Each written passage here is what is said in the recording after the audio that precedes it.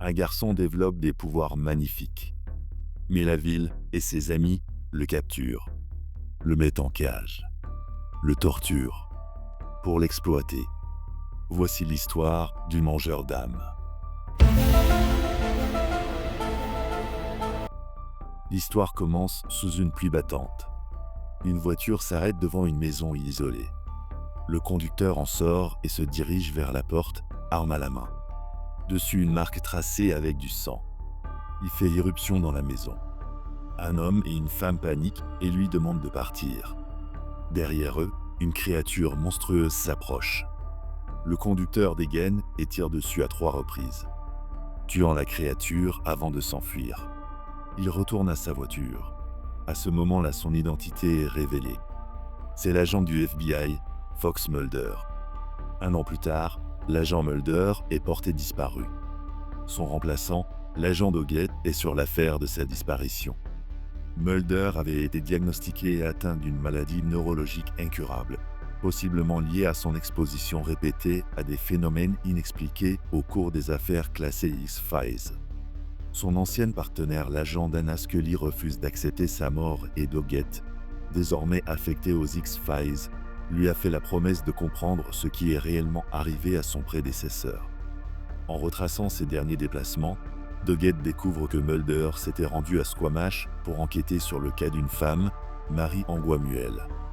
Le shérif local, le shérif Frey, soutient que Mulder n'était que de passage. Ce dernier avait répondu à l'appel de la sœur de Mary, laquelle prétendait que cette dernière allait être enlevée par une créature. Le shérif Frey lui assure que Mary n'est allée nulle part et que c'était une divagation de la sœur. Cependant, les relevés téléphoniques de l'agent Mulder révèlent qu'il est revenu pourtant à Squamish 1 semaine avant sa propre disparition, sans le mentionner dans son rapport. Il a découvert quelque chose d'assez important pour y retourner seul et falsifier un document gouvernemental. Doggett tient à revoir l'enquête. Ils vont à la rencontre de Paul et Mary Anguamuel, la maison du début. Le mari est particulièrement hostile et seul le shérif parvient à le calmer. Dans un flashback, on voit Mulder, l'année passée, les interroger. Il était déjà souffrant. Le mari, à chaque question de Mulder sur la créature, essaie de répondre à la place de la femme, elle aussi semblant affaiblie. La sœur de Mary lui a confié que celle-ci avait peur d'un monstre qui viendrait la chercher. Elle a tout nié. Paul ment, en affirmant à Doggett que c'est la dernière fois qu'il a vu Mulder, omettant son retour et les coups de feu. Néanmoins, Doggett remarque les trous de balles dans les murs, grossièrement dissimulés. Il remarque en plein milieu du salon une machine de dialyse. Mary a un cancer des reins. Il ne lui reste plus longtemps. Paul en a assez et leur dit que Mulder était fou et parlait d'un monstre indien ancestral des forêts qui viendrait la kidnapper. Il leur demande de partir. Le shérif Frey s'excuse auprès de Doggett pour la fausse alerte vis-à-vis de Mulder. Mais pour Doggett, il y a trop d'éléments étranges qui ne collent pas. Une fois l'agent parti, Frey ordonne une pelleteuse au cimetière. Il est rejoint par Paul. Le shérif déterre une tombe marquée d'un signe païen. Paul ne peut retenir un sourire. Doggett, lui, poursuit son enquête et entre par effraction dans l'ancien appartement de Mulder. À la recherche d'indices, il y retrouve son arme de service, cachée sous l'évier. Après analyse, il remarque que 3 coups ont été tirés. Skinner, le directeur adjoint et allié de Mulder et Scully, vient voir où en est son enquête. Doggett lui répond qu'en presque 10 ans de service, Mulder n'a jamais utilisé son arme. Or dans l'arme trouvée, 3 balles manques et 3 impacts de balles étaient présents chez les Anguamuel. Il a dissimulé avoir tiré et a caché une arme qui a été déchargée. Il a menti dans son rapport sur sa position avant de disparaître. Et dernier fait étrange. Des éclaboussures de sang sur l'arme. Il a abattu quelqu'un chez les Anguamuel, menti dans son rapport pour le cacher et a disparu. Skinner ne veut rien entendre. Il est sûr que Mulder s'est fait enlever et qu'il n'est pas en cavale. Mais Doggett, qui ne l'a pas connu, est plus réticent. Skinner lui demande alors pourquoi il ne le dénonce pas. Il ne peut pas. Scully a co-signé le rapport de Mulder. S'il le dénonce, elle sera poursuivie. Pendant ce temps, à Squamish, les habitants se présentent à une cabane dans les bois. Parmi eux, Paul et le shérif Frey. Armés, ils exigent qu'on leur remette la créature. Une femme terrifiée sort et les supplie de la laisser. Ce qu'ils cherchent est mort.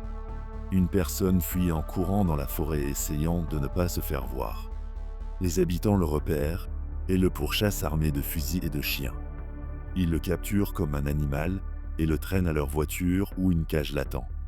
C'est un homme apeuré, à la forme monstrueuse. La femme les supplie de le laisser, mais les habitants, dirigés par le shérif, l'embarquent et l'enferment dans une cage. Le soir même, Doggett retourne à Squamish avec Skinner pour voir le shérif. Il y a un an exactement, à la même période où Mulder est venu en secret, le shérif a remis un rapport sur un vagabond non identifié retrouvé mort. Mort de 3 balles dans le corps, pas de suspect, pas d'enquête. Doggett suspecte le shérif avec les Anguamuel d'avoir couvert le meurtre commis par Mulder. Ils veulent savoir où est enterré l'inconnu. En arrivant au cimetière, ils y découvrent une tombe ouverte, creusée récemment. Doggett sous-entend que c'est le shérif qui lui a ordonné la vérification après sa visite, mais qu'il a dû être très déçu. En effet, ce qui se trouvait dans la tombe a creusé un tunnel et s'est enfoui. Dur à faire quand on est censé être mort. De plus, sur cette tombe d'un soi-disant inconnu, les habitants y ont ajouté un symbole païen. Pendant ce temps, Paul sur sa porte peint le symbole avec du sang de poulet. Le shérif Frey arrive et les prévient de se préparer. Il arrive. Marie a peur, mais Paul la rassure. Le camion transportant la créature arrive devant chez eux. Marie se déshabille et s'allonge au sol. Paul l'embrasse en lui disant que ce ne sera pas long avant de l'abandonner. Dehors, le shérif, devant ses hommes qui baissent les yeux, ouvre la cage et le monstre en sort. On découvre une créature frêle, tremblante, avec une peau marquée de lésions cancéreuses, les lèvres gercées et un œil aveugle. Il entre dans la maison et l'attend nue, allongée au sol Marie. Elle est en pleurs, épris. Le monstre s'arrête devant elle. Son visage se déforme et sa mâchoire se déboîte, doublant de taille. Avant de dévorer Marie. Paul, dans la pièce, ne fait rien, malgré les cris de sa femme. Plus tard, Doggett et Skinner arrivent pour réinterroger Paul. Ils savent qu'il cache que Mulder est venu et a tué quelqu'un, à même leur salon. Ils veulent savoir pourquoi. Ils ne peuvent toutefois s'empêcher de remarquer le sang. Ils lui demandent où est sa femme. Il ne répond pas. Au même moment, dans une cave, la créature vomit abondamment. Dans un trou à forme humaine, creusé dans le sol. Pendant que Paul est embarqué, Doggett recolle les éléments du puzzle. Cette communauté a un secret morbide, et Mulder l'a découvert. Il est revenu sans le dire à personne pour l'arrêter. Il a bien tiré sur quelqu'un, mais c'était pour protéger Marie qui allait être sacrifiée. Pour la protéger de l'homme qui était censé se trouver dans cette tombe. Mais ce qui l'a tué n'est pas mort. Skinner veut aussi lui montrer une découverte. Sur la porte de la maison, un dessin a été nettoyé. Le signe païen du cimetière. Qu'est-ce qu'il veut dire? Ils contactent leur équipe de recherche, les Lone Gunmen. Beer explique que le symbole n'est pas satanique, au contraire. C'est un cercle de santé issu de la religion amérindienne. Selon les mythes, un chaman pour soigner quelqu'un peignait ce symbole et ainsi invoquait une créature mystique. Une invocation pour une créature appelée le mangeur d'âmes. Il mange les maladies. Et Marie a un cancer des reins. Doggett part seul voir la femme dans les bois. C'est elle qui a signalé le corps du vagabond un an plus tôt. Doggett l'interroge sur l'homme qu'elle a découvert. Il la soupçonne d'être la personne qui a décoré sa tombe du cygne. Il veut confirmer son hypothèse. Pour lui, Mulder pensait d'être une créature magique, un mangeur d'âmes. Que les gens de cette ville sont fanatiques qui ont voulu sacrifier Marie, mais que Mulder est intervenu pour la protéger et a tué la créature. Mais la femme lui répond qu'il fait fausse route. Mulder essayait de sauver la créature, pas Marie. Il entend un bruit derrière lui et découvre une trappe cachée. Il entre et découvre une profonde galerie de tunnels souterrains. Au fond allongée, Marie Angois-Muel, couverte de substances gluantes. Elle est en vie. Doggett l'amène sous le regard de la femme. À l'hôpital, Marie retrouve Paul sous les yeux de Doggett. Ils ne peuvent pas être plus heureux. Il est rejoint par Skinner. Selon les médecins, un miracle a eu lieu. Tout son cancer a subitement disparu. Inexplicable. Skinner lui apprend que le shérif demande un rapport, mais Doggett lui répond qu'il n'en fera rien. Celui-ci était au courant depuis le début, ainsi que les Angois-Muel. Elle a été sauvée par le mangeur d'âmes. Il sait aussi maintenant pourquoi Mulder était là. Il retourne voir la femme dans les bois. C'est elle qui veille sur la créature. Ils ne savent pas réellement ce qu'elle est, mais ce qu'elle peut faire.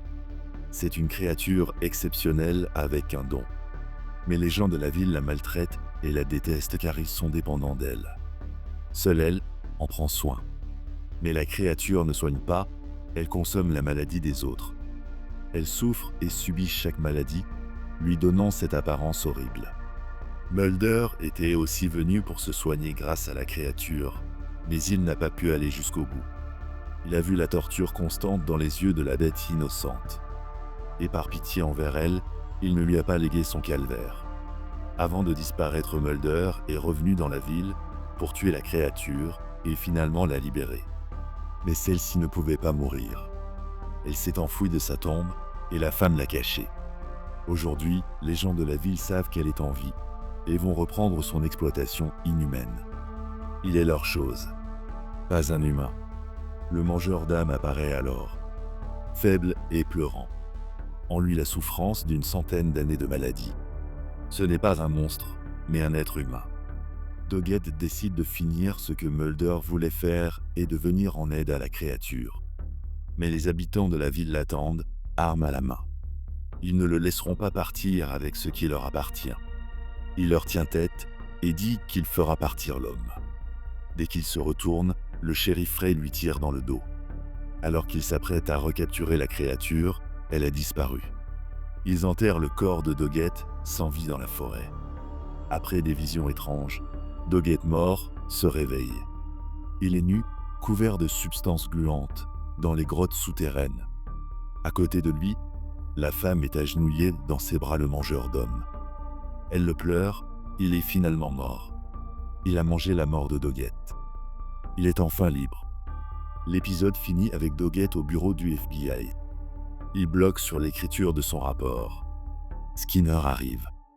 Malgré tout ce qu'il a vu, il lui dit qu'il n'est pas plus près de retrouver Mulder qu'il y a quelques mois. Il ne sait pas quoi écrire. Skinner lui conseille à Doggett de ne pas rédiger de rapport. Trop de faits inexplicables, sans compter que ça impliquerait l'agent Scully. Malgré son éthique, il accepte d'effacer son rapport. Et là, pendant un bref instant, il aperçoit Mulder dans la pièce avec lui. Le sceptique qui les comprend ce que fait d'être dans les affaires non classées. Fin. J'ai adoré faire cette vidéo. Dites-moi ce que vous en avez pensé, ou recommandez de nouveaux films à explorer.